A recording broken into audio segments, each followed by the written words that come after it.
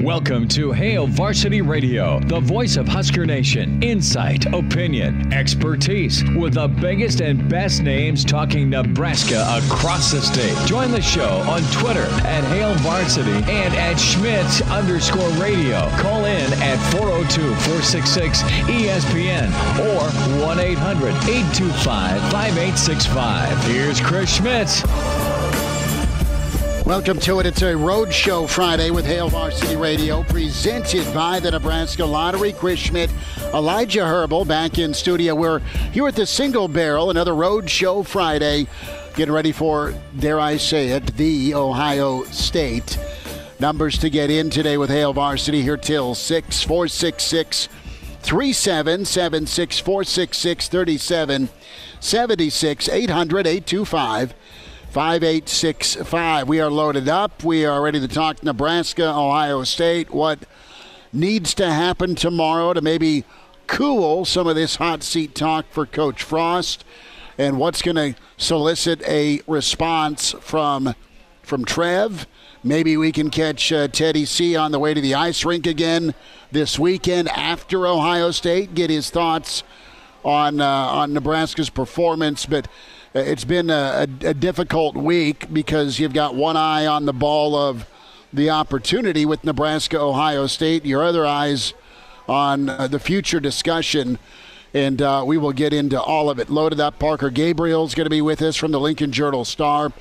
Slated to have Jeff Mall from the Lincoln Convention and Visitors Bureau pop by.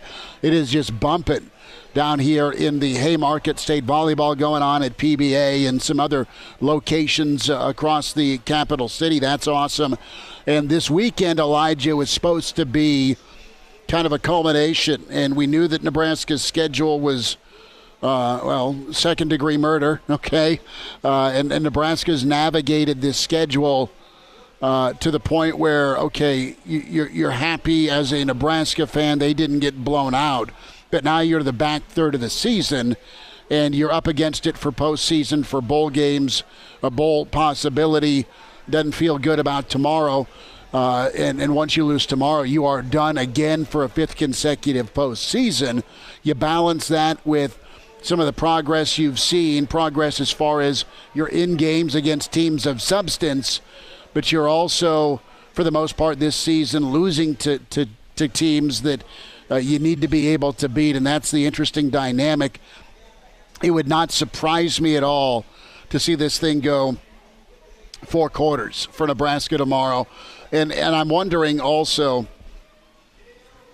just what the juice is going to be like at Memorial Stadium.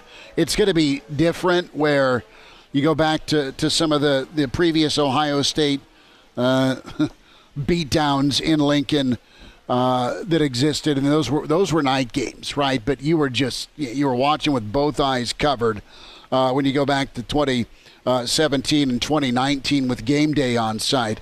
I don't know that that's the case, just because Nebraska's shown the ability to play up. But the reality is this: Ohio State has been a coach killer.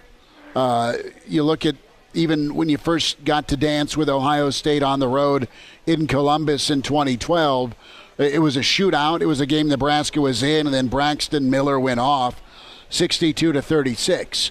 Now, the offense was good enough one day for Tim Beck to go work for Urban Meyer. You look at 2016, that was right after the overtime loss against Wisconsin, and another night game for Nebraska, again in Columbus, 62-3. A complete annihilation. You fast forward to 17, where the team, had they been able to lock the gates and not come out of the tunnel, they would have. The look in that 2017 team's eye, they wanted no part of Ohio State. Joe Burrow even dirtied in a couple of fourth-quarter touchdowns for Urban to shove it to Nebraska for not recruiting Joe Burrow the first time. And then you go back to 2019, 48-7, where you did see some I-formation option, but guess what? You had turnover. I don't know that tomorrow will be a killer for Nebraska or for Scott Frost as far as the long-term decision, but you and I both agree Nebraska needs to play well. Yeah, and I think in the last 3 games you mentioned, the 2017, the 2018, No, I'm getting my years wrong here, but those last 3 games you mentioned, those were the 3 games where Ohio State punted a total of once, I believe. Right. I'm not sure if I'm correct in that, but that was got to be like in line for the most embarrassing 3-year stretch to be a Nebraska football fan, where you're getting run off the field by the good teams, and then you're losing to the teams that you should be beating in the Big Ten. Nebraska this year has solved one of those problems. They are no longer getting run off the field by the teams that are in the top 25, those teams that are in the top 10. They're playing those teams competitively. However, Scott Frost hasn't been able to get over the second hump, which was, I think, one of the things that Husker fans were expecting coming into this year. With the talent on this year's roster, what Husker fans wanted was to be competitive against the really good teams, the teams that you eventually want to get to their level. Be competitive against those teams. Even if you don't win, it's okay as long as you can go and beat the teams you're supposed to beat. The Illinois, the Purdue's, the Minnesotas, the teams that, I mean, even though Purdue is supposed to be competitive under PJ Fleck. And Minnesota's going to end up 9 or 10 wins. So. It's still a team, though, you can look at the recruiting rankings year after year and go, and the money that's coming into these programs, and you can go, yes, Nebraska should be beating Minnesota pretty consistently, 8 out of every 10 years. Let's say that. That should be a reasonable standard for Nebraska to get to, and they're not doing it. Absolutely. And that's been the problem, is while Scott Frost has done really well in getting his team to a place where they can be competitive against the good teams, they're not at a place where they're beating the teams they're supposed to be, and that's why he's on the hot seat. It's at the end of the day. So I'm not sure what a result tomorrow against Ohio State is going to do to his job security, barring he gets beaten 62-3 and Nebraska gets 0 first downs and Ohio State doesn't punt. And think about, we talk about the schedule, the season, the elevator. Like, this team loves the bright lights, all right? And 11 a.m. is not necessarily bright light time, but it is on Big Fox, right? You got Klatt, you got Gus, you got Taft. It's the highlight game for Fox. And you're going to have a billion eyeballs, not quite, but you know what I'm saying. You're going to have multi-millions of eyeballs on this game because of the 2 brands. And it's been a changing conversation quite often this season. And you just go back to the conversation leading up to and after Illinois. You know, what the hell? What's going on? Things kind of calm down. Nebraska brings you back. And then they go play their butts off against Oklahoma. So you stay. The fan base stabilizes a little bit and say, okay, they're getting better. They almost took down, the Boomer Sooner, and then you look at where Michigan State's at, how they've emerged, and you were super, as a fan, you were super proud of that defense. I mean, you were like, man, that was some vintage Nebraska stuff with what we saw from the defense. And man, look at Adrian bail out the offense with some of his scrambles. Look how tough he is playing with whatever happened to his jaw. All right. And then you go take out your frustrations, you release the fury on Northwestern, and an incredible night game, and you get another night game with Michigan. And think of the conversation, how it's changed from Illinois to Oklahoma, from Oklahoma to Michigan, and then, the last 3 weeks, it's shifted back to more Illinois-like, okay, is this the right direction? Is Scott the right guy? What the hell's going on with Adrian? Because it's been anything but consistent. Inconsistency's been the consistency. So all bets are off with what you're going to see tomorrow. We want to see you here at the Single Barrel down here 4 to 6. Also, tomorrow, it's dare I say, kegs and eggs, right? You're going to have beer and whiskey or red beer, or if you just want a strong cup of coffee, you are invited down to the Single Barrel tomorrow morning, 7 to 9, Hail Varsity Weekend Edition, and then Real Red Reaction happens immediately following Nebraska-Ohio State. We're right here posting up again with the amazing folks from the Single Barrel inside the Graduate. The Top Golf Suites are here. We've got koozies and new ESPN Lincoln T-shirts, the red ones that have the state of Nebraska.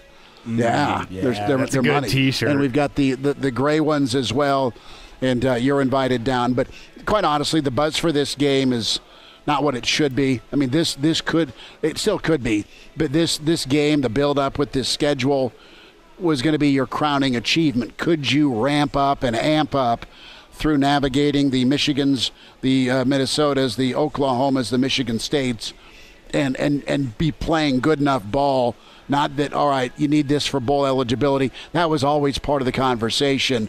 But at this point right now, it's supposed to be some icing for you with, okay, you've already got your 5 or you're close to 5. You have 5 wins, so you were going to be able to take down somebody in your last 3 to get to 6. Or maybe you were coming into Ohio State at 6 and you were going to try and tack on 2 or 3 somehow to improve, whether it's Nashville or Phoenix or Orlando, right? And that hasn't happened. The bigger conversation here, we talk about Ohio State being kind of a coach killer. It's whacked a lot of Michigan coaches. It's really, you flip it back to Penn State's marquee night win over Ohio State a few years back in year 3 for Franklin. That really flipped the narrative for Penn State. And while they've been right there against Ohio State in every outing, whatever Penn State team you get, whether it's 8-5 or 10-3, they are knocking on the door always against Ohio State. They're chasing Ohio State, but it may drive Franklin out of. I thought I just saw Ryan Day. I'm checking that out. Sorry, ball, right? Get him on the show. Well, exactly. And so you have that situation where Nebraska's not quite Penn State, not quite Michigan, but if they do bad things to you in front of your home crowd and it's a fire drill, a second consecutive Saturday in Lincoln because you're just getting pounded, that's not good. A little different if Ohio State's hitting a big play on you versus Purdue, because one you're expected to beat at home, the other, let's see if you can rise up and match their level. So the bigger discussion point here, Elijah, about job security, I think, and we'll talk to Parker Gabriel coming up, I don't think, I'm kind of in agreement with Babcock as we go into this thing, 24 hours from kickoff, a little less than. I think you gotta give Scott a year 5, but it's got to look better these last 3 games. It's not a get out of jail, you're back no matter what. I think you need to lean towards making an announcement Sunday or Monday if what you see tomorrow against a playoff team is enough for you and the brass to say, okay, again, we've seen progress, just not the wins, and just make it known so these coaches can go on the recruiting trail this week, this bye week. You get a bye week before you load up finally to go try and take Wisconsin and Iowa down. So I think you need to make a statement if you're pleased with the progress versus the takeaways, right? The pluses and the minuses. And quite frankly, I think a different quarterback, a different system, and maybe some more experience on your staff can be the trick to a better 2022 versus the growing pains of 4 years of a new guy who thought maybe he knew it all going into this league, and you've got to adjust. And he has, Elijah. He's adjusted. It's not that his offense hasn't had its moments, and they put up a lot of stress on a lot of defenses with big plays. They've just not scored enough points. They've not been physical enough.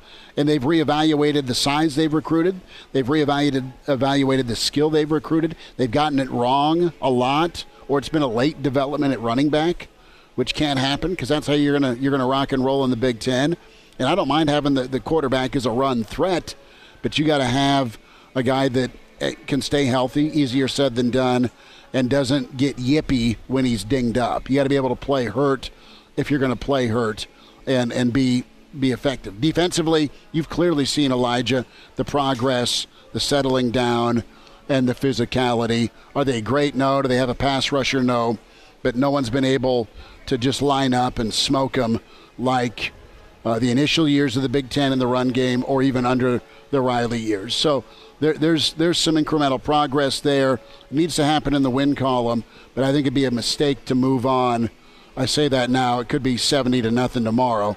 And again, that conversation will change with the fan base. And I'm going to disagree with you here just in the fact that if Nebraska goes 0-3, even if they put up 3 good showings against these teams. 3-9 is garbage. I hear you. If you go 3-9, I don't think there's any way you can keep Scott Frost around because the administration has been talking about showing progress. Can Scott Frost show progress here in year 4? And if you're 3-9, you're not showing any progress in the win column. You're actually showing regression. I don't care if there's a better eye test for you as a Nebraska football fan watching these games going, well, Nebraska looks better even if it's not showing up in the win column. I think you got to let Frost go if he's 3-9. Even 4-8 would be tough for Scott Frost to keep his job because, yes, I can admit I think the talent here is better, but at the end of the day, it comes down to wins and losses. And if Scott Frost can't take the talent that he has generated within this program and turn it into a better win-loss ratio, I think you got to find somebody else who can take the talent that's sitting here right now and turn it into a better winning percentage. Because at the end of the day, there's the talent to win games here, and Scott Frost isn't getting it done. Emails coming in, and we'll get to some of those here coming up. Doug emails in chris@HaleVarsity.com and just respectfully says, "Shut it, Elijah." Gotta love it. Gotta love it. There's a lot of people telling me to shut it with, year 5 needs to be seen for Scott Frost. Husker Nation's divided right now. Well, it is, man. It's 50%, and Husker Nation's always divided. It's like Washington. It just is. It's not that bad yet. No, it's not. I love this place. Don't get me wrong. I don't want to get butchered here. But come see us here at the Single Barrel here till 6 for the Friday Road Show. Single Barrel inside the Graduate. We'll check in with Parker Gabriel next. And, of course, the Pride of Fairbury, Bill Doleman in hour 2. Clauseborne is back from swallowing balloons, so we'll get the forecast on the way. Hail Varsity Roadshow Friday here at the Single Barrel, presented by the Nebraska Lottery. He's in his 30s, but sounds like he was born with a stogie in one hand and a brew in the other. Now, say my name. It's Schmidt on Hail Varsity Radio. I got the body of a taut, preteen Swedish boy. Back into it, Hail Varsity Roadshow Friday. We're here at the Single Barrel inside the Graduate. Thickle steaks for you. The killer pork chop, 250 whiskeys, and the approval of one Parker Gabriel. Parker, this is nice. You and I get to sample and partake and eat at the Single Barrel from time to time, and well, we just don't share the love with Elijah Herbal too much, do we here? He's stuck with the fast food call. Yeah, well, someday Elijah is going to be faced with the reality that it's probably better to just have a chicken Caesar salad for dinner rather than anything you want. And when that happens, then, you go down to a Single Barrel and get yourself on get a good salad. Exactly. Well, Parker, it's good to get caught up with you. Follow Parker Gabriel, Lincoln Journal-Star, great coverage in Nebraska football at Husker Extra PGs, where you follow him on Twitter. And my attention's been divided between the near future with the Nebraska football program and the monster that is Ohio State. Kind of 50-50 ball, so to speak, this week for me. And I want to start off with Coach Frost and I guess his future and start with that. And what's your gut? What's your take here on a Friday before another big game, and then, oh, by the way, 2 more important monster games? Are you of the opinion, the feel that Nebraska will put out something next week saying, hey, look, this is the direction we're going to go one way or the other? And I ask that because you've got recruiting looming. You don't want to leave your head coach and his staff twisting in the wind, wondering, is there going to be some sort of public declaration, I guess, one way or the other, or is it going to be Sunday morning after Iowa? Yeah, that's a good question. I mean, I don't think anybody knows for sure. I do think, and I said this on our podcast with the Journal-Star yesterday, I do think that if the decision's already been made, which I don't know that it has or not, but if the decision's already been made and the decision is to bring him back, I think there definitely would be benefits to saying that at some point after the game this weekend, whether it's Saturday, Sunday, whatever. And it's just for exactly what you said. I mean, it's a bye week next week. The staff's going to go out recruiting.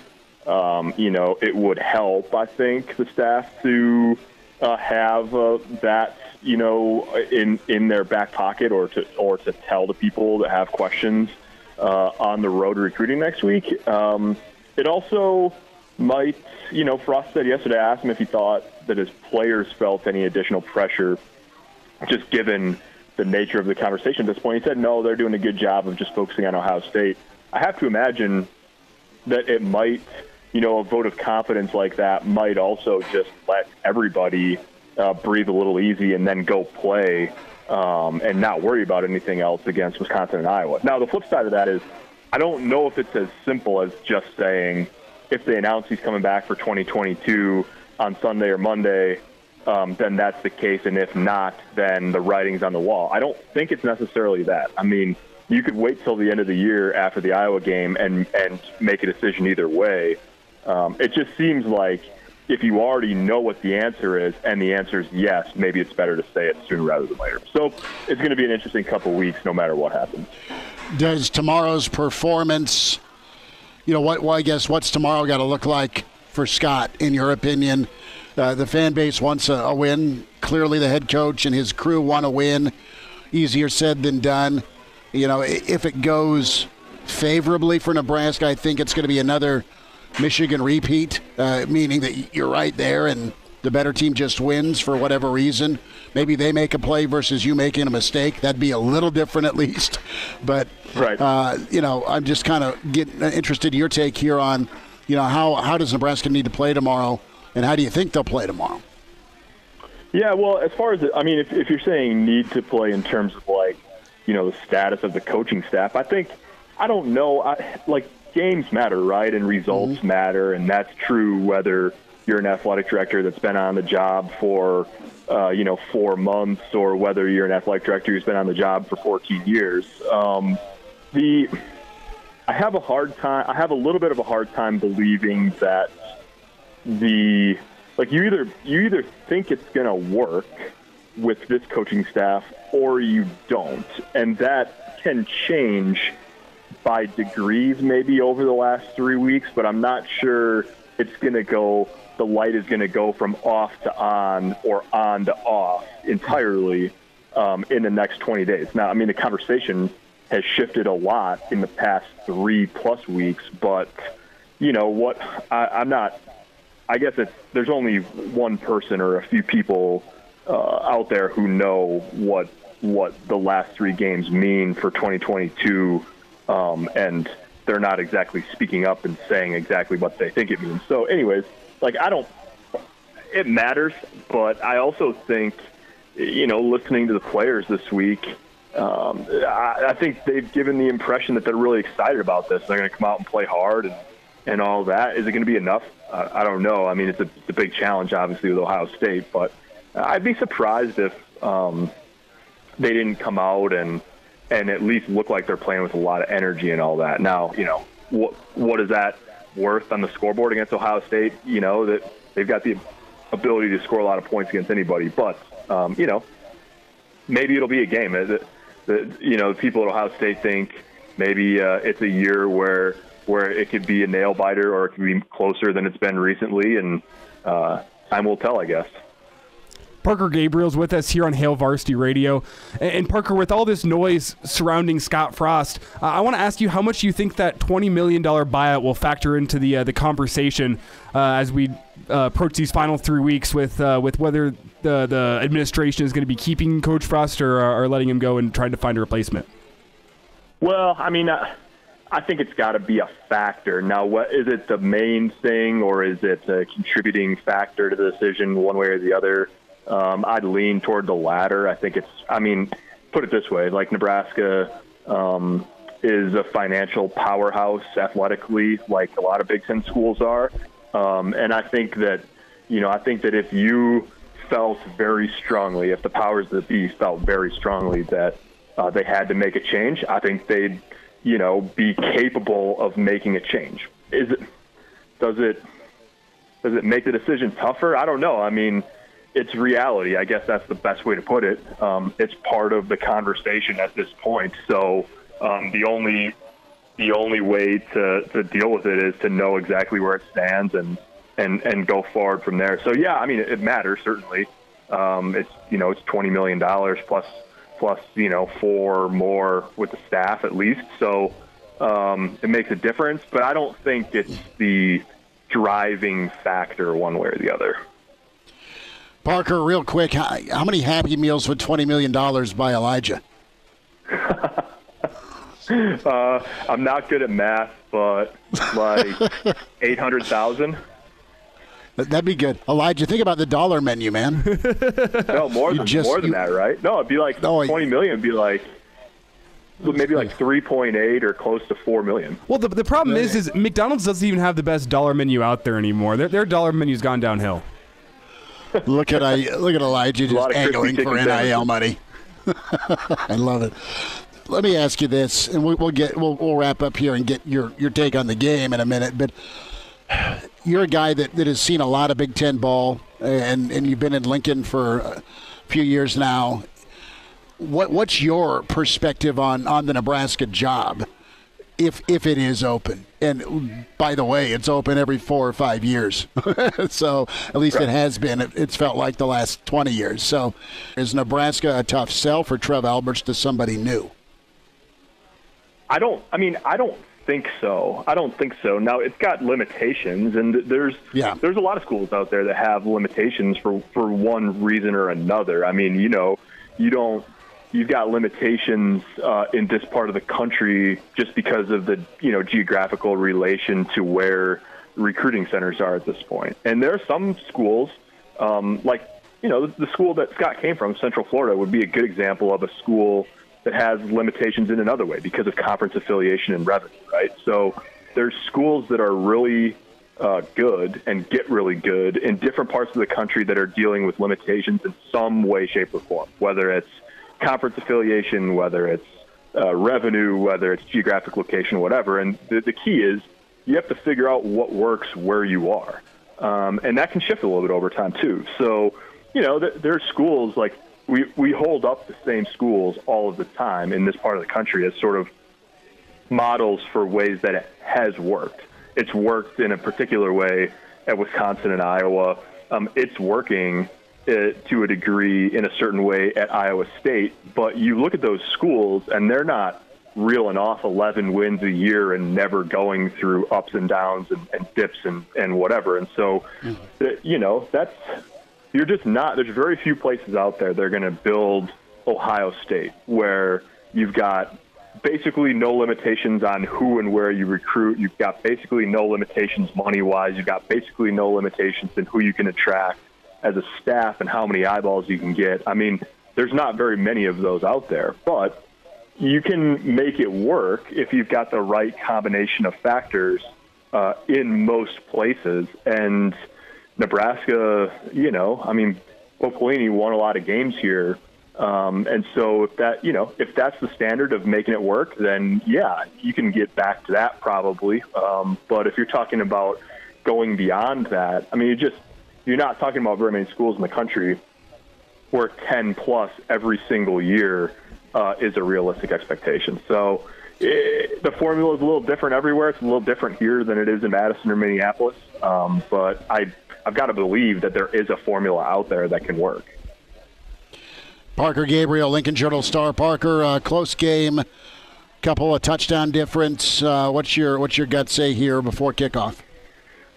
Yeah, I lean toward couple touchdown difference. I mean, I think, there's not, I've said this week, I mean, there's really not a ton of room for, the moral victory conversation at this point in the season.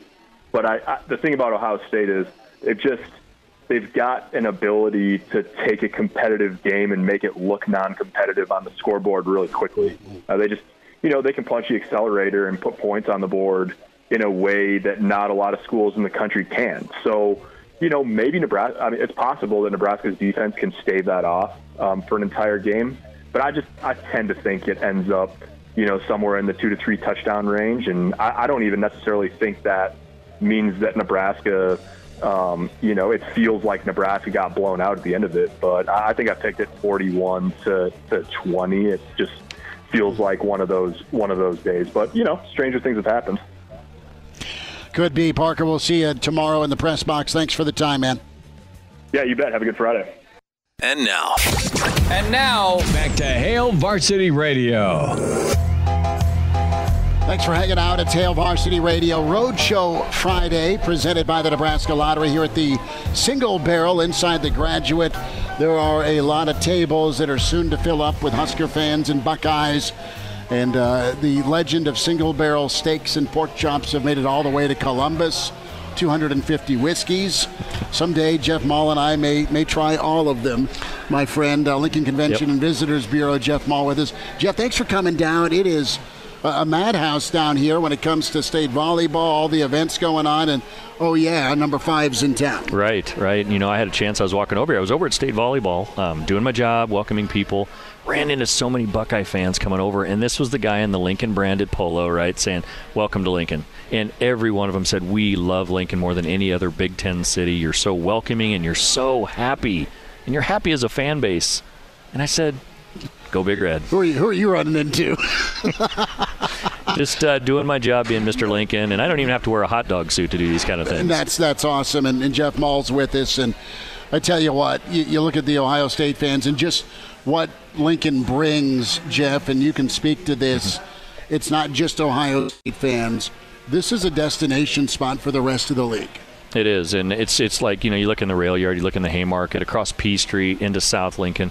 Everybody's so welcoming, and it's so part of our return from the pandemic. When everything was shut down, we're still coming back. We're still coming out of this, and we want everybody to be a fan. So if you're listening out there, you have nothing going on a Friday night or a Saturday night or Sunday, there's so many great things going on just to get out and live your life, and it's just so nice to be with people again and be doing what we do.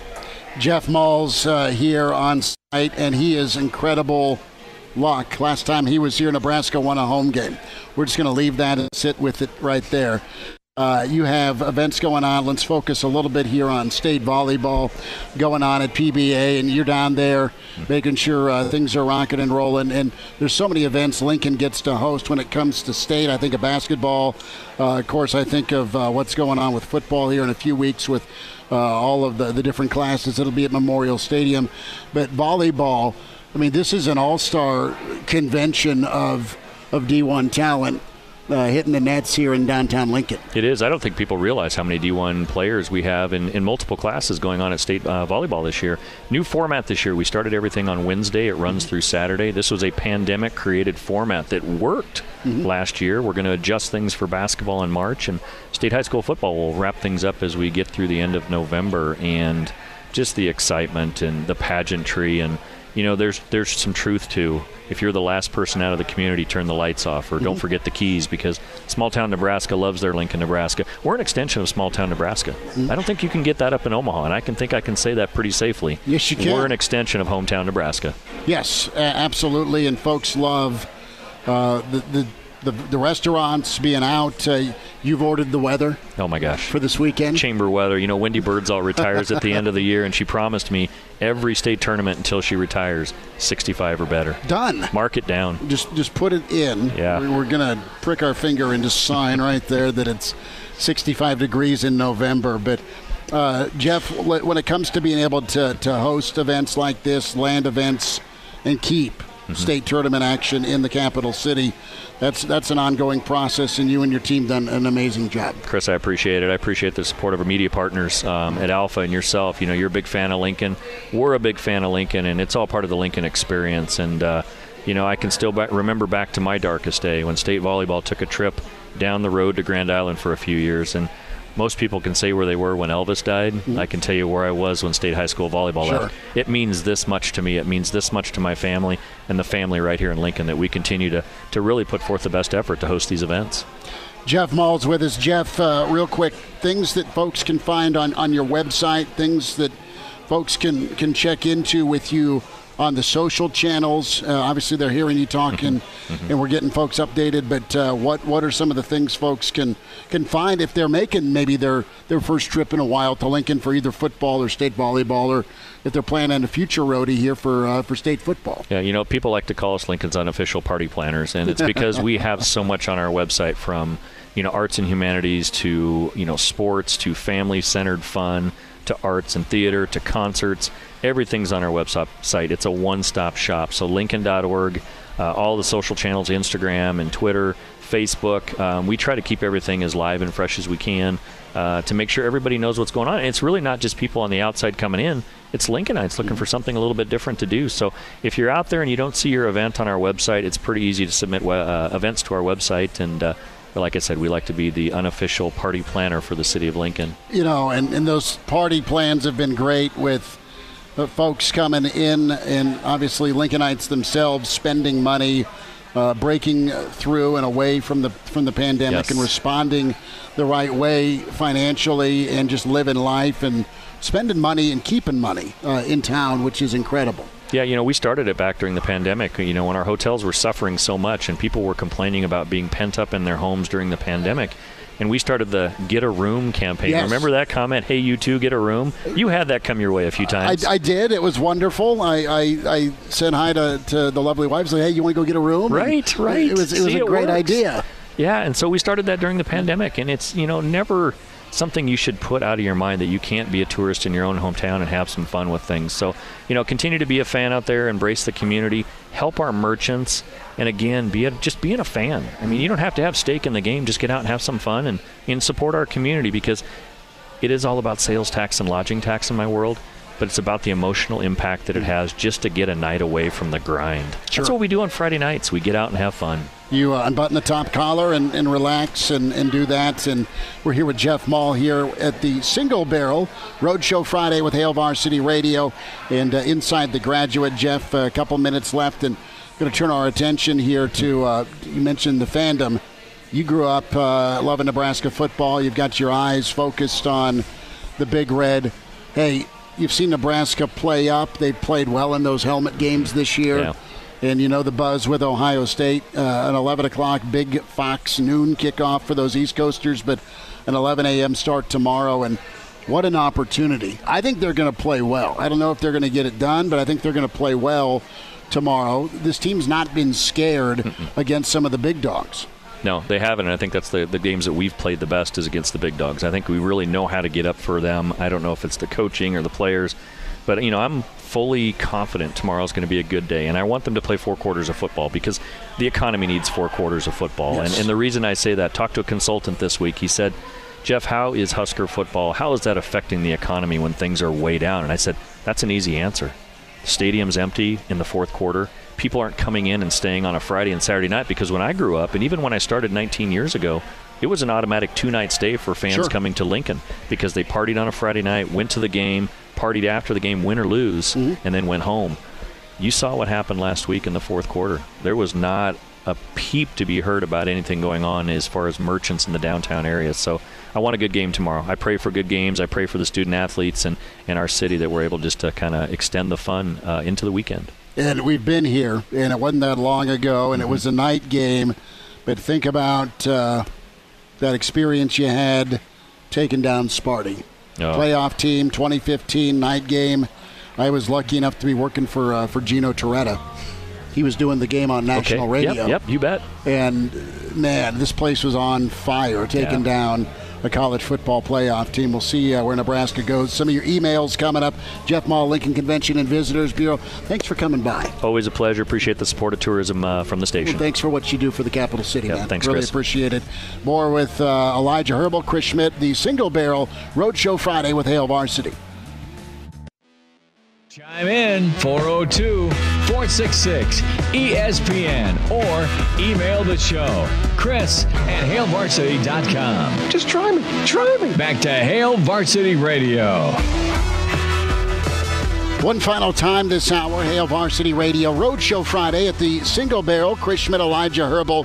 We're here tomorrow morning, 7 to 9, weekend edition of Hail Varsity at the Single Barrel. Real Red Reaction.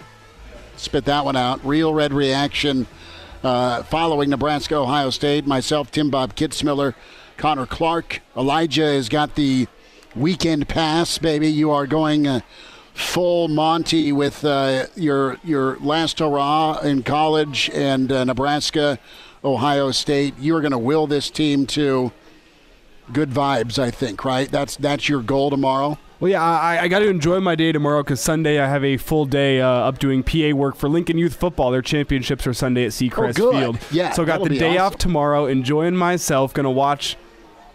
If you're watching on the ESPN Live Facebook stream, you can see the fingers crossed. A Huskers win, fingers crossed, because it's a lot more fun to talk about a Husker win. Fingers crossed we'll watch that, and then we'll go watch some awesome championship action on Sunday at Seacrest Field.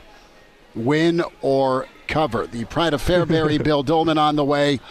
Big thanks to Jeff Mall, man. He stepped away from state volleyball, and there's so many Nebraskans in town. And what he was saying about the love of Big Red Country is very true with other fan bases. And part of that love is how they're treated, the restaurants and beer and fun you have making a road show or a road trip. But the other part is they've been winning here. So that needs to change. Shane and Julie email in. They want to get our thoughts on, what to do when it comes to possessions against Ohio State. Man, our defense has been tired and they could use some help. Our defense is ranked 8th in conference. Theirs is 7th. Don't know maybe to do Thunder and Lightning with Ramir and Yant. If Adrian starts and gets hurt, then bring Smothers in, whose running game is a strength. Thanks for the shows you do. It's been difficult times. Another follow-up here. They really enjoyed emails yesterday. We had a slew of emails, and they're saying this team, they're sticking with this team through good or bad, and I'm not going to pick another team and forget about NU. They remember as a kid getting fired up after games, and they do hope that Trev sits with Frost and they can evaluate the type of offense that should be at Nebraska, strive to be at Nebraska. And you know what? We've kind of touched on this too. Shane and Julie are like, look, we're too reliant on quarterback play, and it's important to find that happy medium. And when they're also wondering about, the quarterback coaching position with Mario, where's the development been? So appreciate your email, our friends in Columbus hearing us on News Talk 900. But we've had so many emails this week. We've tried to get to all of them. Thank you much, and keep sending them in. Chris at HaleVarsity.com can also tweet in to the show at Schmidt_radio, at Herbal Essence for Elijah Herbal. And the phone lines for you as well, 466-3776 or 800-825-5865. Been pretty slammed this first hour. Bill Doleman is coming up in 10 minutes. We'll spend some time with Jacob Padilla from Hale Varsity, get his take on Husker volleyball. And also a thought with Jacob, did a really good column on the Frost-Adrian dynamic. Clauseborne is back. The Friday forecast is very real. We invite you down here. T-shirts, koozies, 250 whiskeys, big old thick steaks. Come see us here at the Single Barrel. Hour 2 next with Hale Varsity, presented by the Nebraska Lottery. Welcome to Hale Varsity Radio, the voice of Husker Nation. Insight, opinion, expertise, with the biggest and best names talking Nebraska across the state. Join the show on Twitter at Hale Varsity and at Schmidt_radio. Call in at 402-466-ESPN or 1-800-825-5865. Here's Chris Schmidt. Back with you, it's Hour 2. It's Hale Varsity Radio, presented by the Nebraska Lottery. Roadshow Friday.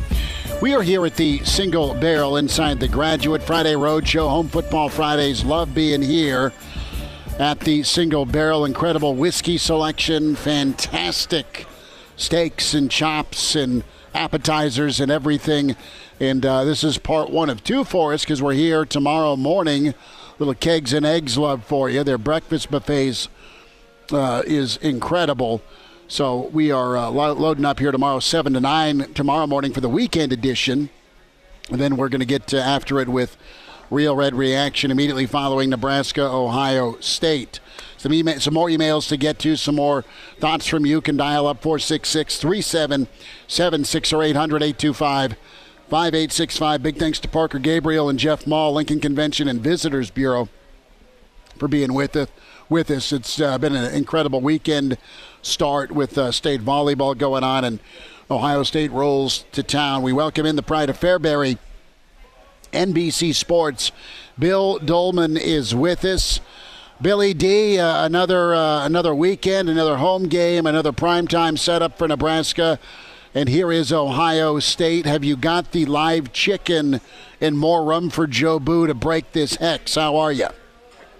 Well, I'm doing well. I'm not sure that there's a whole lot that anybody can do that's going to, break the superstitions that, for Ohio State to think that it's going to beat Nebraska tomorrow. I'm not inclined to help out in any way, but if people are looking for things to sacrifice, not step on or under, then so be it. But I'm looking for just another great performance from the Huskers. Okay, you have seen and found great performances for Nebraska, which is nice.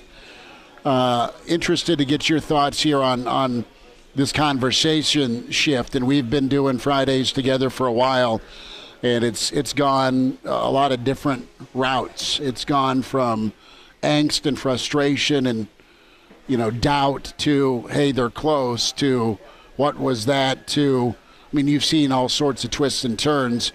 What's your read right now on Ted Carter? Get your magic 8-ball or crystal ball out, read the mind of Trev Alberts, and let's talk Scott Frost and job future, because that's been very, very prominent. I will say that from a body language standpoint, Coach Frost with his post game last Saturday and even Monday's presser and yesterday, Scott doesn't act or seem nervous. It doesn't seem shaky at all. It's a far cry from kind of the pressure he felt and looked like he was wearing going into Illinois, to be honest with you. What's your read on this? Elijah has made a good point about saying, look, if they go 3-9, then you got to really think about a change. I say, 3-9's no good, but I think if they get 2 out of 3, I think he needs to be back. I think if they play well tomorrow, you need to make a statement to bring him back so they can go get on the road and recruit. What's your read, knowing and going through this as long and as much as you have? Well, I thought we were really going to take a twist and turn and start talking about the new biathlon season, which begins at the end of the month on the networks of NBC Sports. We will. Which I am thoroughly honored to call, and am looking forward to the Olympics in February. So there's a little announcement for you there. Should Ted Carter have said anything? Probably not.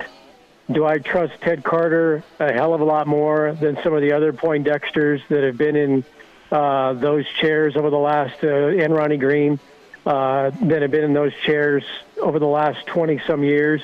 Absolutely. If the president of my university can dot the I on the name Bill flying a fighter jet at Mach 10, I'm all for him, okay? But again, do I wish they would have talked? No, I wish he had not said something. I hope Ronnie Green doesn't say anything. I hope they just let this season play out. Because, look, Nebraska, this is one of the amazing things. People talk about the irrelevancy of Nebraska by continuing to talk about the irrelevancy of Nebraska, which means Nebraska is incredibly relevant to college football. Who the heck football coaches at Nebraska has meant something forever, and it continues to mean something because people continue to talk about Scott Frost. P.J. Fleck just got a 7-year contract extension for whatever reason, and it's a headline today, and nobody's going to care. I think, look, I don't like to see coaching changes unless you just have some absolute egregious issues that you have to deal with.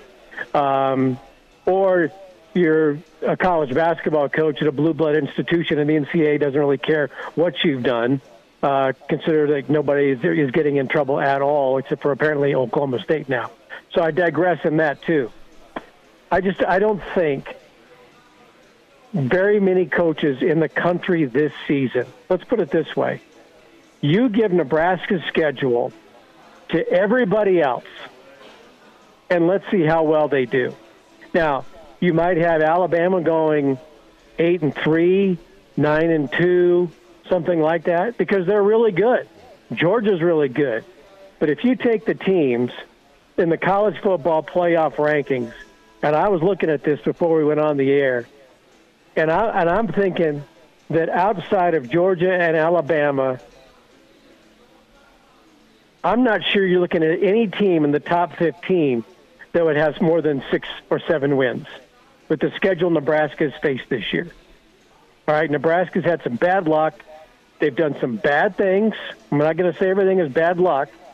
But, look, that has been maybe the most brutal schedule I've seen in 50 years of watching Nebraska football for anybody.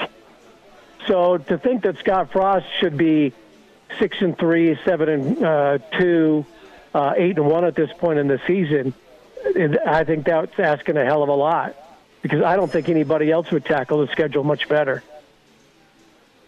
Bill Doleman is with us here on Hail Varsity Radio. And Bill, I agree it's a difficult schedule. However, Nebraska right now, if they were to lose the final 3 games of the season, would be on track for a 3-9 record. Nebraska has not lost 9 games since 1957, and that was the only other time in their history they've ever lost 9 games in a season. So you don't think that's an egregious problem? You said it would take an egregious problem to let go of a coach. Is that not an egregious problem? Your first 9-loss season since 1957, which to date is the only 9-loss season in Husker football history. Look, I get it. It's probably not going to look very good when all is said and done. And Trev might make a change. Thank God Harvey Perlman and Sean Eichhorst aren't in charge of this. But Trev might make a change. He could, right? That's not your call. It's not my call. It's not the call of everybody and every fan board and Facebook page and all that. That's not our call. Everybody's got an opinion on it. I just don't like to see it. You know, I don't like to see coaching changes unless there's just something. Look, Ed Orgeron, it's time to go, all right? And you're posting pictures, or your girlfriend's posting pictures of the two of you. Okay, clearly things are not, where they need to be down there. So there's a change being made. But I think at this schedule, where this program was when Scott took over, the talent is better. The talent is still pretty young, even though Adrian Martinez has been around and has tenure. But I think for the most part, it's still a fairly young team, and they've had a brutal schedule. I don't like seeing the results that we see. I don't like seeing the stupid mistakes, the inability to quarterback sneak on 4th and an inch. I hate that. All of the interceptions and the turnovers and some of the boneheaded plays. But, I just don't think that – I don't see the totality of the program as being a colossal failure at this point. Are the wins and losses where we want them to be? No. But I tend to look at it as things are going in a positive, albeit slow, direction.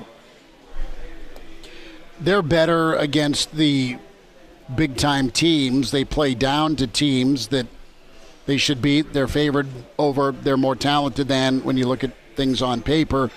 But the reality is this: whether Scott's back or not, either the next guy or Scott need to be different. Bill, do you agree with this, that you need to have less of an ask from your quarterback next year, and it's got to be a new quarterback next year? You need to switch your philosophy to be able to go to something as a base that will get you move and success on offense versus this Oregon system. I love the skill guys, but your O-line's just not getting it done. Do you think that the changes on the staff from the offensive side of things are necessary? And is Scott going to listen? Is Scott going to sit in Trev's office, and if Trev's saying, brother, we can't be so quarterback dependent because you really aren't going to have 2 quarterbacks a lot of the time on a roster. You'll have someone as a starter, and then the other one will probably transfer because that's the climate today. So you need to make changes. You need to make changes offensively, and you need to be better with ball control and not worry about being so sexy and flashy.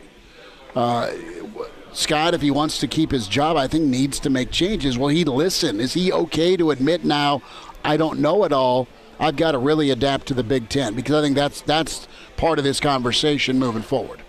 I would bet that there was going to be a very strong suggestion that perhaps some personnel changes within the group are necessary. Scott made, the one after last year with the special teams guy, right? But it might be a deal where he's got to take a long, hard look, and part of the maturation process of any head coach is, do you make change when you need to make changes? Is it time for everybody to grow up and say, yeah, it's been fun for all of us to be together, and I love you all, but look, for what's best for this state, as Scott has said so many times, he wants this for his players, he wants this for the state. Well, the state gets it, for the most part. And I would imagine that there's probably going to be a pretty heavy conversation at the end of all this to say, look, you got to bring in some new life on your coaching staff. I know you're very tight with some of these people. They've been with you for a long time. But sometimes change is good for everybody. And it's time to move on and bring somebody else in who may understand the, what it takes to win in the Big Ten, to play a certain brand of football. And I'm not talking about offensive schemes. I'm talking about just a brand of just flat-out physical, tough, and communicating, winning football. I think we all can figure out where some changes might best need to be made, and it can be very good. I can remember, being a student assistant in the sports information office and seeing a public relations release, being sent out and things coming in about this guy, Ron Brown. Why are we hiring a defensive backs coach from Brown? Well, okay. Well, it turned out to be pretty good, for the entire state in many different ways, if you ask me. Who's this Kevin Steele kid that's coming in from the Southeast? That was a pretty good coaching change. So we may not know all of the bright young coaches there are on staffs around the country, but if you bring in some of the right people at the right time, it can mesh and it can work and work out for a long, long time. But I think that's the direction that this is headed. I think Scott's going to get another year, unless the next 3 weeks go just tragically awful. And I don't mean tragic in a serious sense, but if they get blown out by Ohio State, if they get blown out by Wisconsin, and if it's just an embarrassing loss to Iowa, I could see where they say, look, this is just a horrific ending. But if things go the way they've gone this season and maybe they pull off a couple of wins, then I think the conversation is, all right, Scott, it's time to grow up. It's time to say goodbye and say hello. And that's the way this is going to be. Bill, to go, we got just 2 minutes left, so we'll get your prediction too, but I'm going to throw a name out there that he's not been in the Big Ten, but he's coached big-time football, and he's been out for the last couple of years because he stepped away. Chris Peterson, is he the most gettable name out there? You'll hear Fickle, you'll hear O'Brien, you'll hear Freeze, and I mean, yeah, you can wish, but I just don't know that Nebraska is appealing as it once was, because especially now you're going with the trifecta here. You've whacked 2 10-win guys, and now you may send the prodigal son out the door as well. I disagree. I think any coach out there is going to go, look at that massive building that they're putting together on campus right next door to the football stadium. Look at the money that state has. The job is incredibly appealing. Anybody's who's going to come to Nebraska? Anybody who can coach and believes they can coach and is a winner is going to go after that job. It's crazy to think that Nebraska can attract somebody, that they're going to end up with, like UNLV gets Tony Sanchez from Bishop Gorman and pays him $125,000. It's just not going to happen. Nebraska is still Nebraska. They've got the facilities. They've got the fan base in place. People care, right? So to say that, there's just nobody's going to take the job is just ludicrous. Now, do I think Chris Peterson is the guy? Would be a guy? Tell me what Boise State coach has done well after leaving Boise State. Just him. Well, he didn't have a great tenure at Washington. It was okay. To the playoffs. But it wasn't great. Well, once, and he lasted 5 years. Maybe there was more pressure at UW than at Boise, Yeah. But Bill, we got to get a score from you, brother. Well, I don't. I'm looking back, and I don't know if Ohio State's ever beat Nebraska, so I don't see why that would change now. So I'm going to take Nebraska in. I don't even think it's going to be close. Nebraska 10-6. Nebraska by 4. I love it. Bill, we'll keep this going next week. Thanks for the time, bud. All right, go Big Red, go Biathlon. And now, back to Hail Varsity Radio. Back with you, it's Nebraska-Ohio State here at the Single Barrel. And Elijah back at our ESPN studios. We welcome in with Hail Varsity Jacob Padilla, Jacob Padilla _ Can find him with HailVarsity.com and magazine, his podcast, couple of different podcasts now. Jacob, pretty big weekend for the Big Red. How have you kind of interpreted, processed this week here with the job security discussion?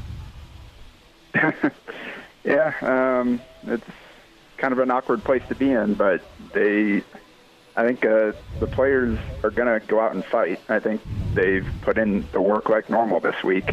If nothing else, there are a lot of upperclassmen on this team, a lot of seniors, a lot of guys that came back that have their own pride, that are trying to play their way into professional careers. So they've got a lot to play for, no matter what Nebraska's record is at this point and what the future may hold. So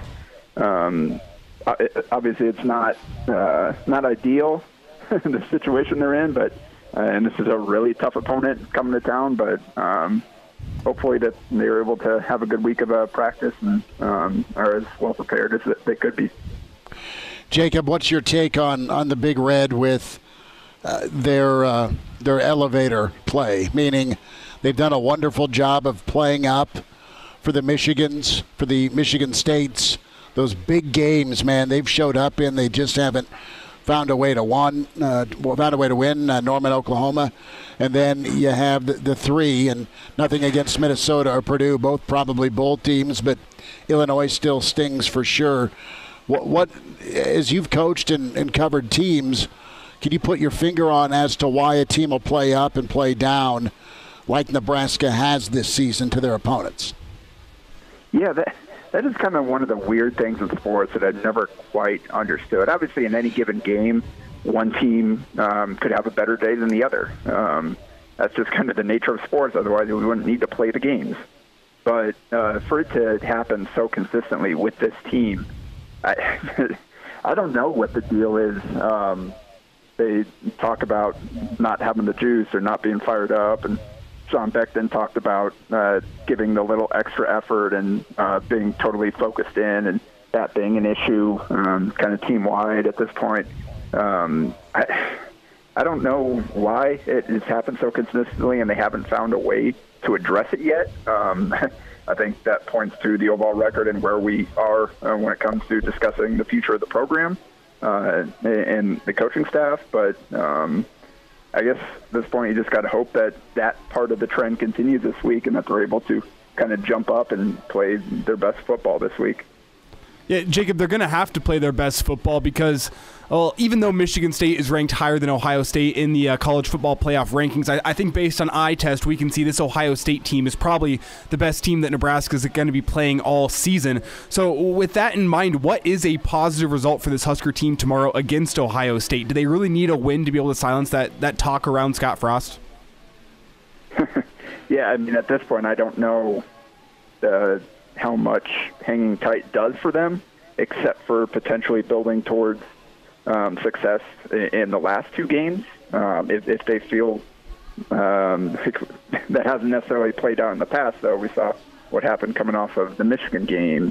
So that doesn't mean we haven't really seen it carry forward before, but I guess that's kind of what you have to hope for. Like, obviously, a win would be the outcome that you're looking for, but anything short of that, I mean, even if you're competitive into the fourth quarter or lose at the end or whatever it may be that we've seen happen basically in every big game so far this season, I don't know what that does for you. So it's hard to see a positive outcome from this short of a win.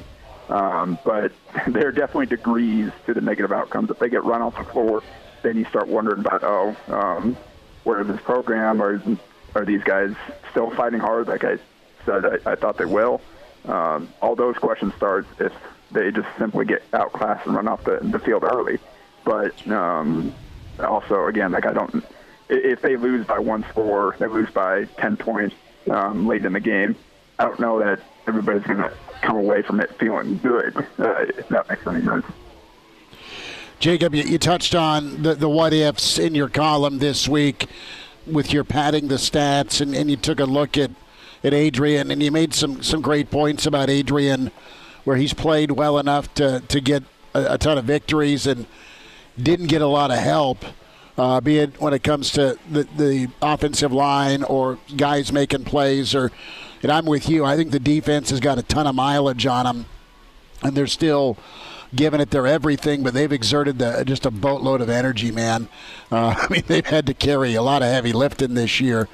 So what do you make of the Martinez factor and his relationship with Frost as far as not going to the bullpen? I truly believe that he's the best option to win, but if you're off everywhere else, every other position, pick a sport, sometimes you get to go watch a series or two, and that still doesn't happen here with Nebraska and how they handle Adrian.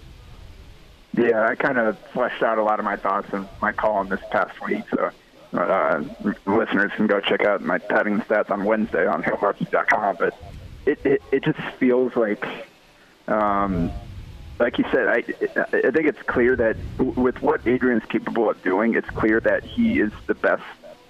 Is their best player at quarterback, but it also hasn't produced wins, certainly close to the level that they would have liked. So it's just he's kind of stuck here because he hasn't been able to build up a good enough team around Adrian to where Adrian's flaws and where he struggles don't cost you games. I feel like if Adrian had gone somewhere else, whether it's the development in another program or just kind of the pieces around him, I wonder what his career might have looked like.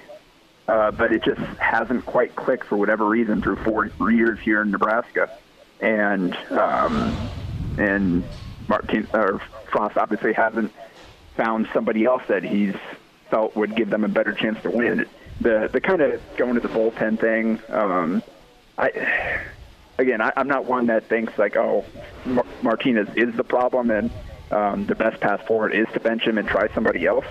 I think that's pretty clearly not the case because so much of what they've done this year and where they have had success is based around Martinez.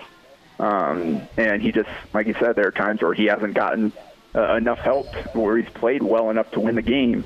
And whether the defense broke down at the end or something, the offensive line didn't give him a chance or whatever the case may be, his play hasn't the result hasn't been there based on how well he played. And then there are other games where he legitimately has been as big a problem as anything else. And that's where you get this record to where it is, where they just can't get enough pieces clicking consistently. I wonder, like, at a certain point, from the accountability standpoint, from trying to reset things, maybe that's a case where you do sit him down for a series and give Logan Smothers a chance and just see what happens. I mean, the worst he could have done is turn the ball over, which Martin, after the third interception, he went out and did it again. I mean, it wasn't necessarily his fault totally on that. It was a great defensive play, knocking the ball out of Austin Allen's hands, but it was still a turnover. So you just wonder if the worst that could have happened was a turnover, you wouldn't have lost anything. And at least there's a level of unknown, and then maybe you can figure something out with Adrian on the sideline and then send him back out there. Or if by some sheer good luck Smothers was able to do something, maybe he found something. So I feel like the sticking with Martinez no matter what, I don't know if that's a great process. Just, I mean, the discussion about the different standards players are held to, that's not great for overall buy-in from top to bottom on your roster, and doesn't look great to those on the outside either. So it's just a really complicated situation where it's the result of this program just isn't where it needed to be in year 4. And Martinez is part of that, but he's also held back by part of that as well. And I feel like, again, in a different scenario, Martinez could have had a much better career, whether that's getting a little bit more help at Nebraska or had he gone somewhere else. And then I wonder what Nebraska would have looked like had they gone a different route at quarterback over the last 4 years. Jacob Padilla is with us here on Hail Varsity Radio. And Jacob, let's shift gears here and go basketball, as we haven't talked to you since Nebraska took down Colorado in that Halloween Day exhibition. But Jacob, just big picture here on the basketball team, what do you think we learned from those exhibitions? There's a lot of question marks surrounding this team, a lot of unknown talent in Fred Hoiberg's third year here. But what do you think we learned from these exhibition games? I think the number one thing that we learned is probably kind of where he's starting with regarding the rotation. Kind of, we saw a nine-man look. Obviously, Kobe Webster wasn't healthy for the Colorado game, and he probably would have played in that game considering the foul trouble to the starting guards. But I think it's probably nine-man rotation with a lot of newcomers. Obviously, Alonzo Verge as a starter there, Bryce McGowan's as a starter, and then C.J. Wilcher, Keisei Tominaga, and Wilhelm Breidenbach coming off the bench along with Keon Edwards. So that's probably the kind of the top nine you're looking at. And then Eduardo, Andre, and Kobe Webster, two guys who kind of played a big part on the team down the stretch of last season. I think both those guys will probably be more situational pieces where foul trouble or an injury or maybe someone's in a slump and you need Webster to come in and knock down some shots, something like that. I think that's probably kind of what we're looking at heading into the season, and we'll see how it develops. But that was the number one thing I focused in on. And then I think Alonzo Verge was the other thing. And the way he played in those two games, I think if he kind of continues to make a lot of the same decisions that he did, if he shares the ball the way he did, shows the ability to kind of break defenses down that Nebraska didn't really have last year, he's got a chance to really kind of stabilize this team and put everybody in their right spots and really help this team take a jump forward. It's going to come down to decision making with him. Does he continue to take the right shots? Does he look for his teammates? That wasn't always the case during his 2 years at Arizona State, but I feel like this team probably is a better environment for him to play that way, just based on the roster makeup and the players around him in terms of he's got shooters out there, he's got a big man that he's got good chemistry with already in Derek Walker that set screens and roll hard. And then he's got a couple secondary ball handlers that don't necessarily need to dominate the ball as much as a lot of the guys he played with at Arizona State. So I think those are probably the two main takeaways, just the roster and kind of the way that Verge looks befitting, at least early on. Jacob, we'll talk to you next week, bud. Thanks for a few minutes today. All right, sounds good. And we're back. Fellas, think we could listen to the radio on Hail Varsity Radio, presented by the Nebraska Lottery. Yes! That's awesome! Great to have you back. Hail Varsity Radio Road Show Friday here at the Single Barrel. We're here tomorrow morning as well for the weekend edition, 7 to 9 ahead of Nebraska-Ohio State. Real Red Reaction follows 3 to 5-ish when we get done with Nebraska-Ohio State. Chris Schmidt, Elijah Herbal. And it is that time of day where we dive in and get you ready for your picks. Sure to go wrong for some of us. The Friday forecast is back. I will say this publicly and admit I said yes to the New York Jets last night. And I owe Elijah a steak and a beer, which means I got to take and treat him here at the Single Barrel for a big old thick juicy steak. And we may upgrade that beer to one of the 250 whiskeys you get to choose from here at the Single Barrel. So busy time down here. Folks here enjoying and dining. Ohio State, Nebraska fans breaking bread together, which is cool. And it's just bustling because of state volleyball down at PBA. Let's welcome in our dear friend. He's mysterious. He's imaginary. He wears red. We say hi to Clauseborne ahead of Nebraska-Ohio State week. Claus, we missed you last week. You doing okay? What's up? Well, everything is fine. I was working hard in the lab to see how long it would take us to get to the 375-game streak for one-score losses. And let's just suffice it to say, you'll be a great granddad by then. But hopefully it doesn't come to that. Well, that's funny. You went You went there. You went sellout streak to consecutive one-score losses streak. Let's get into the forecast and start us off here, Elijah. What do you think here? Sparty is unbeaten. Sparty beat their rival in Michigan. Mel Tucker's been magical, and Mel Tucker and his Spartans are favored -3 at Purdue. It's an ABC game. It's 2:30. And I think the Purdue fan base is going to be as juiced and as jacked as they were post-Iowa when they had a full house. So it won't be your normal Boilermaker atmosphere. What do you think here? You laying the 3, you taking the 3. Who wins in West Lafayette tomorrow? Well, this Purdue team has been known for getting people. It's what they kind of do. And after Michigan State had a hard-fought win against Michigan last week, they definitely left a lot out on the line. Kenneth Walker had an incredible game. I think they're due for a letdown, and if anyone's going to get them, I think it could be this Purdue team. They're not a joke this year. As Nebraska fans saw last week, their defense really is not a joke either. So I'm actually going to take Purdue outright in this game in a thriller. 27-24, Purdue gets an upset win over Michigan State, allowing Ohio State to jump back up into the college football playoff. You know, I am not against every point you made, and I think Sparty's just better, and I think Michigan State can hold on to the football and just kind of wear down the Purdue defense and just run at them, right, a la Wisconsin. I think Michigan State's physical enough to do that. So give me a push. Give me a Michigan State win on the road, 30-27. Is where I'm going to go. I think they find a way to get it done, and I think it's the offensive line and Walker in ball control that get it done. Claus, what do you think here? Do you got a feel, Purdue or Sparty? Well, listen, I know you fellas like to take the show on the road on a Friday, but I didn't realize that you took it all the way to Colorado, if you know what I mean. Listen, Purdue is a really good school, a lot of smart engineers, people who figure out things. In fact, they have an alumnus who once designed a more safe race car and then drove that race car in a bad wreck and saved his own life. These are smart people, and even they can't figure out why Michigan State is only favored by 3. I'll take Sparty in this one, 28, and Purdue 17.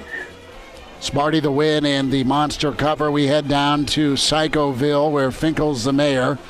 And Texas A&M -4.5. Auburn on the road. Auburn's playing good ball. They've bounced back. And A&M's not been great at home. When I think of the loss to Mississippi State. Wrong team, right coach. But I do think A&M's found themselves after their win against Alabama.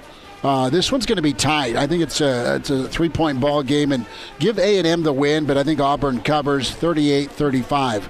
Elijah, what do you say? Yeah, I'm with you 100% on this one. This is a very good Auburn team. They've been resurgent in recent weeks. I was impressed with their win over Ole Miss a couple of weeks ago. But I am with you that Auburn covers this one. It's going to be a close, hard-fought game. Give me Texas A&M 31 and Auburn 28. Auburn covers but does not get the win. Claus, what happens, bud? Well, first of all, I think you had a great idea there. I think we get Mike Leach a couple boxes of threes from the dollar store and have him coach both Washington State and Mississippi State. I think that'd be a fine idea. You can do it. But one thing besides his candy proclivities, we have learned this year that if Colts want to be taken more seriously, all they have to do is upset Bama. I really don't understand why A&M is rated so high. I don't know what so many people see in them. So I'll take Auburn to roll in this one, 31, and the Aggies 13. Wow. Off the Tobacco Road we go. Carolina, as Mac Brown said, was renting versus buying time in the top 10. Carolina's at 4-4 despite all that came back in a down ACC. Wake Forest put up 70 because they had to against the Service Academy 2 weeks ago. This is your get-right game for North Carolina. I know Wake can score and score a lot. So can Carolina. I think this is a setup for Wake that's unbeaten. They're in the top 10, and Carolina's favored for a reason. And it'll be a point score. Give me North Carolina 41-35 over Wake. Elijah, what do you got? Yeah, Wake Forest, they're at 8-0 right now, but they really haven't played anyone. The meat of their schedule comes late, which is, I guess, good for them.